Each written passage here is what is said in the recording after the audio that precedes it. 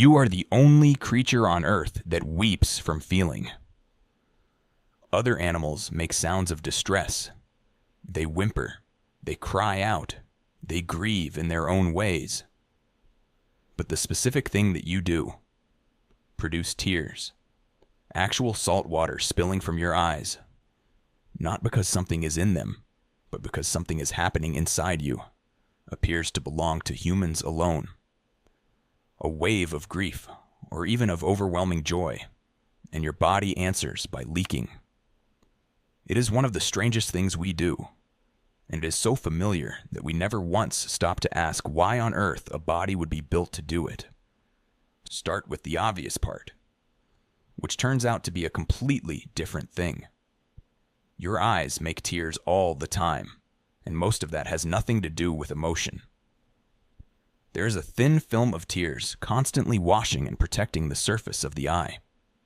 And there are reflex tears, the flood that comes when you slice an onion or catch grit in your eye, there to flush out whatever does not belong. Useful, mechanical, and shared with plenty of other animals. If that were all tears were, there would be no mystery here at all.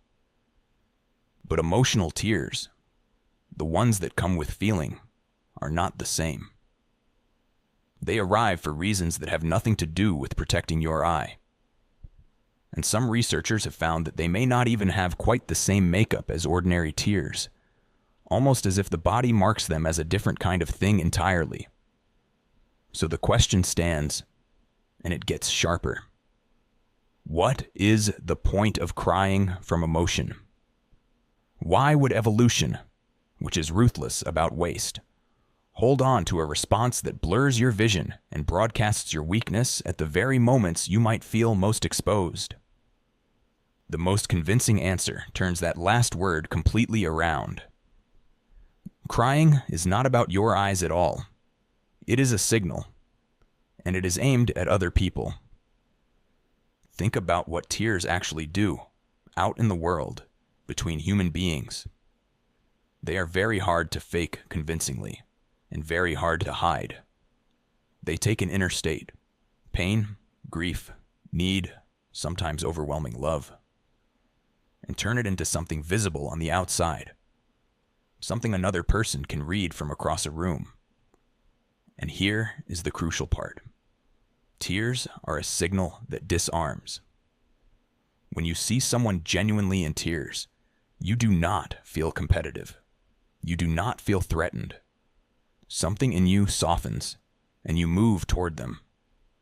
Tears reach straight past words and pull comfort and help out of the people nearby. That is most naked at the very beginning of a life. A newborn cannot speak, cannot point, cannot survive a single day on its own. But it can cry.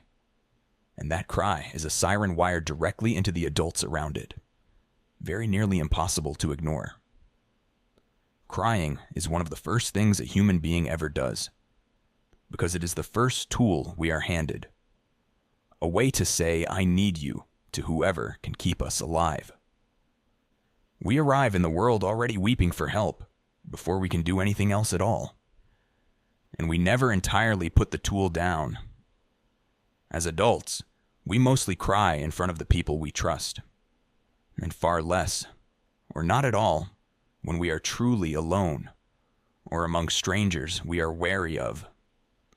Tears tend to come where it is safe for them to be seen, which is exactly what you would expect from a signal meant to be received.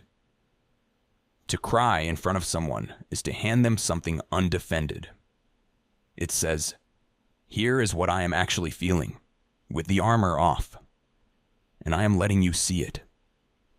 It may be one of the most honest signals one human can send another, precisely because it is so hard to perform on command. There is a quieter, inward side to it as well. Crying often comes not at the sharp peak of a crisis, but just after it, when the danger has passed and you are finally safe enough to fall apart. The body seems to shift in those moments out of high alert and down into something calmer, and the tears come as part of that release. It is part of why a long cry can leave you wrung out and yet somehow lighter, steadier than you were before. The storm moves through you, and something settles in its wake. So put the whole picture together, and crying stops looking like a malfunction, a system overflowing, a loss of control to be ashamed of. It begins to look like one of the most deeply social things the body knows how to do. It is a flag we cannot easily raise on purpose and cannot easily lower, that turns private pain into a visible call for others, that pulls our species toward one another in the very moments we most need to be pulled. And notice, it is everywhere. Every culture on earth cries. The same salt water, for grief and for joy, in every language, on every continent. Whatever this is, it is older and deeper than any of the ways we have since learned to be ashamed of it. Which is what makes our handling of it now quietly backward. We learn to apologize for it. We swallow it down, hide it, slip out of the room to do it in private, and say, sorry, the very moment it begins. As if the single most connecting thing our body knows how to do were a failure of nerve. But your tears were never meant to be hidden. They evolved over a vast stretch of time to be seen, to cross the small space between you and another person and say, without one single word, the oldest and most human thing there is, I am not all right. Stay with me.